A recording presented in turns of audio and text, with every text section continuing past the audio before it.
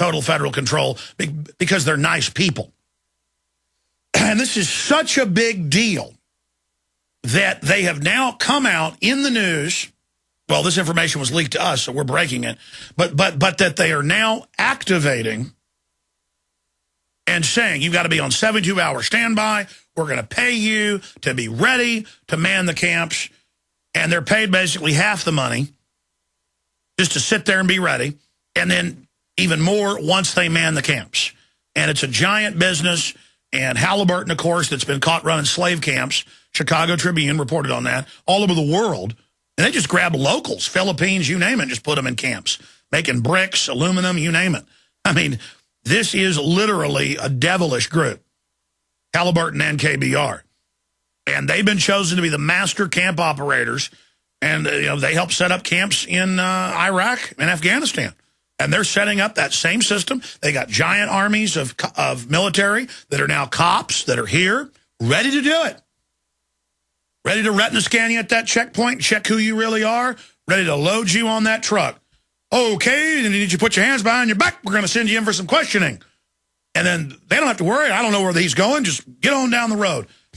This is the government we have. And if you don't think they're not planning it, think again. They've always hated America. The globalists have always wanted to take us down, and it's on. So we need to get these articles out to everybody. Detention camp order follows preparations for civil unrest. It's all admitted. KBR seeks subcontractors to outfit emergency environment centers. And we have the other one, exclusive government activating FEMA camps across the U.S. This is so important. I'm going to spend about 15 minutes with Tarpley on this subject when we come back, because he's an expert on it as well. Before we get into Pearl Harbor 70 years later, then Chief Art Acevedo, Austin Police Chief, is going to be in studio. By the way, over here, where this is going to end on Christmas, and if you order by the 19th, it's guaranteed delivery to you. All 18 of my films on DVD, and bumper stickers, Citizen Rulebook, and more, $99.95. That's 70% off, a $260 discount. Get them, get the word out to everybody. All right, Webster Griffin Tarpley, who's a historian and also economist, frequent contributor to the show, has been researching for years and writing a book that isn't out yet on Pearl Harbor, its 70th anniversary. And we're going to speak, coming up in about 20 minutes, with Webster about Pearl Harbor. And then I'm going to open the phone up for World War II vets. Now, there's not many of those great men and women, some of them left, but if you can get involved on air, we're going to open the phones up just for you after Tarpley gets into some of the basics of Pearl Harbor and parallels that we see today. But going to Webster, I'm springing this on you because it's breaking, and a lot of times when something's this big, I end up just canceling guests till the next day. But I wanted to have you on because you could speak to this. We got quasi-secret documents, and we've confirmed them, from KBR, Kellogg Brown and Root, subsidiary of Halliburton, who admittedly runs camps all over the world. Right. And we know that 6 years ago they got the $386 million contract for 3 1 million man camps. Source on that, Wall Street Journal. Now I've been sent something, we're breaking it, where they're now getting ready to man them, the big camps and the little camps. And it says barricades, barbed wire, jail, the jail guards, the food services, for a collapse. And it's huge news. We're trying to punch it out there to everybody. You see the NDAA passing where they could secretly arrest citizens, use the military. I mean, classical, off-the-chart authoritarianism. We see just all the military accelerations. I mean, things are going into high gear. But the fact that they're actually putting out the contracts to now man the camps, I mean, is this not incredible, Webster? What does this signify to you that they're saying 72-hour notice, these people are paid lavish amounts, subcontractors, to be ready to provide this to the master company, KBR, within 72 hours? I'm not saying it's going to happen in 72. They're now signing up to always be ready. What does that sound like to you, Webster? Well, we know that we're in a depression. We are in this terrible breakdown crisis or disintegration of the world economy. Last week, on Wednesday, we came close to blowing out the entire thing. We had 3 big Euro zombie banks, reportedly Commerzbank of Germany, Unicredito of Italy, and one French bank, maybe Société Générale, maybe Crédit Agricole, it's not known. But this has been reported by reliable European sources. And that joint action of the 6 central banks you saw last week, right? The U.S., the Europeans, Japan, Canada, Britain, Switzerland, all making it easier for zombie banks to borrow money, was in response to the fact that the bottom was about to fall out. And now we have Merkel and Sarkozy trying to ram through this lunatic austerity corset, as they call it in Britain. It's a kind of a straitjacket that says everybody has to have a balanced budget or thereabouts. And of course, this is a very evil plan. So remember, we're always in this three phase problem: depression, leading to dictatorship, leading to then the war, and we're seeing the dictatorship and the war come in at the same time. And that's the pattern of history. It always happens. People marvel that you and I and others have accurately, Ron Paul, predicted things, but this is the course of human events. Yeah, except you can stop it. Except there's nothing fatal about this. There is no destiny at any point, up until the point of total dictatorship, I suppose.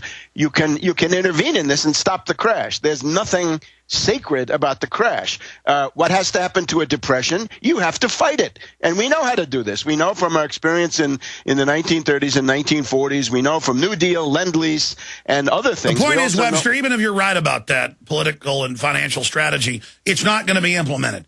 They want the collapse. They want to use the collapse to reorganize society along the eugenics model, and they're going to do it.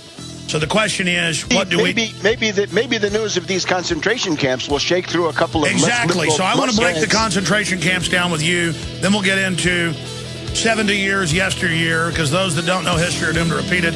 Doctor of History, Webster Griffin Tarpley, is our guest. Tarpley.net, GCNlive.com.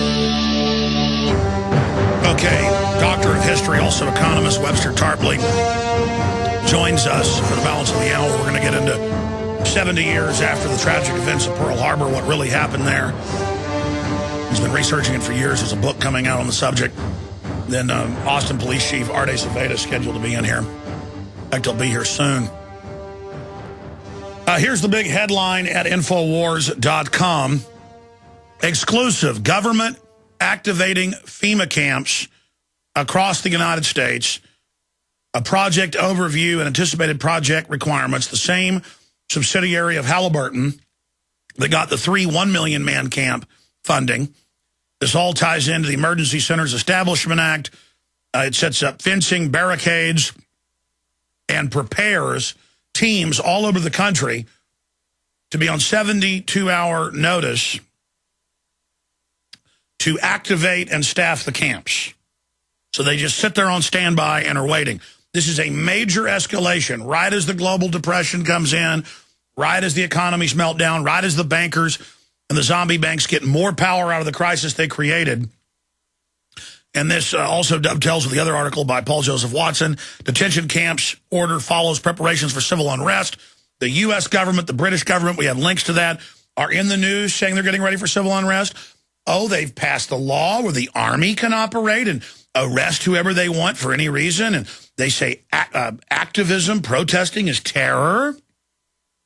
What did Kennedy say? Those that make peaceful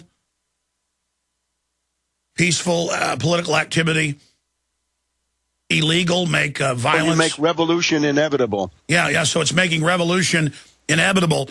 KBR seeks subcontractors to outfit emergency environment centers. And it's for political, it's for environmental. I mean, this is such a giant escalation. We can see it everywhere, Webster. What's your view on this? Well, I would say, first of all, what to do about it is why doesn't Ron Paul and Congressman Kucinich or some combination like that, something that a bipartisan group, why can't we get a resolution in the House of Representatives condemning preparations under Obama for domestic dictatorship and make some noise about that? The other thing to do is, you have these Republican candidates campaigning in Iowa and New Hampshire, and if people are there, this is a golden opportunity to confront them. Hey, hey, Newt Gingrich, what do you think about concentration camps? Hey, Romney, what do you think about them? Hey, Bachmann, hey, Santorum, hey, all of them, right? What do you think about them? Give Ron Paul a chance to say something about it and condemn it. In other words, let's get a political campaign going, and let's also make sure that international attention is called to this, right? That people in the world should know that the concentration camps are being readied. Perhaps one other thing, right, to segue into Pearl Harbor. You know, the question of the Japanese being rounded up, the Japanese, the Nisei so-called, the Japanese Americans, particularly in the West Coast states, California and so forth, that was ordered really not by Roosevelt, but by a guy called Colonel Henry Stimson. And his friend was John J. McCloy. Now, once I've said these two names, Stimson and McCloy, I have identified the leaders, the deans of the Wall Street faction in the 1930s, 40s, into the 60s, and even the 70s. And it was in particular Stimson, acting on advice of McCloy, who said to Roosevelt, you are going to put concentration camps up, and you're going to put the Japanese in them. And this, of course, you have to remember, these people are Republicans. In other words, they're people that Roosevelt brought into the government in June of 1940 after the fall of France. He wanted to have a national unity government, a bipartisan government. So he had to invite in these Republican Wall Street guys who ran the Pentagon, in effect, the War Department. They were not creatures of Roosevelt. They were Wall Street guys, and they acted as Wall Street guys always did. This is the group that's responsible for dropping the atomic bomb. Roosevelt, of course, dead by that time. And Webster, let's expand. The National Japanese American Group's head has come out and condemned the NDAA and the camps that are being built. We haven't gotten a response now that this came out. I mean, things are certainly escalating, but this shows that the establishment thinks the total collapse is right around the corner. It's one thing to build all these camps and have them mothballed sitting there. That's bad enough. Now, for the first time ever, they're saying, okay, these aren't bids to build them. These are bids to man them. I mean, I don't think people out there realize the magnitude.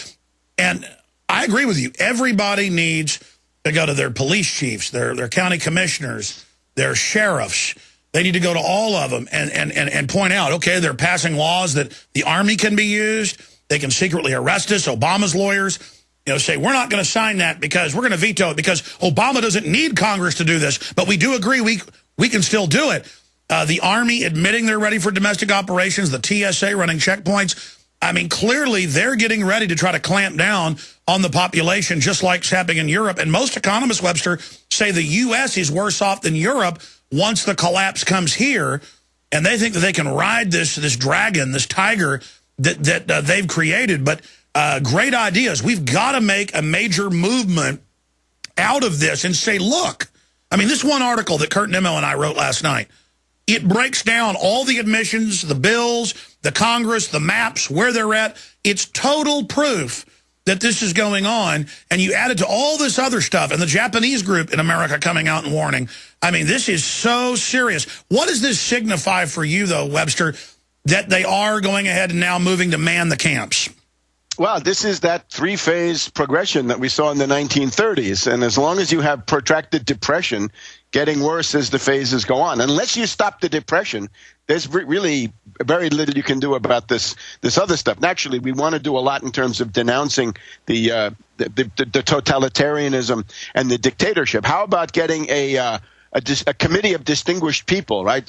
Emergency committee against dictatorship in the United States, and try to get bipartisan, writers, scientists, humanitarians, college presidents. Who knows, right? Who knows what you can get? Have a white paper that's drawn up, right? The actual. I think what's been missing is really a book about concentration camps in the U.S. in our time. I'm not sure that story has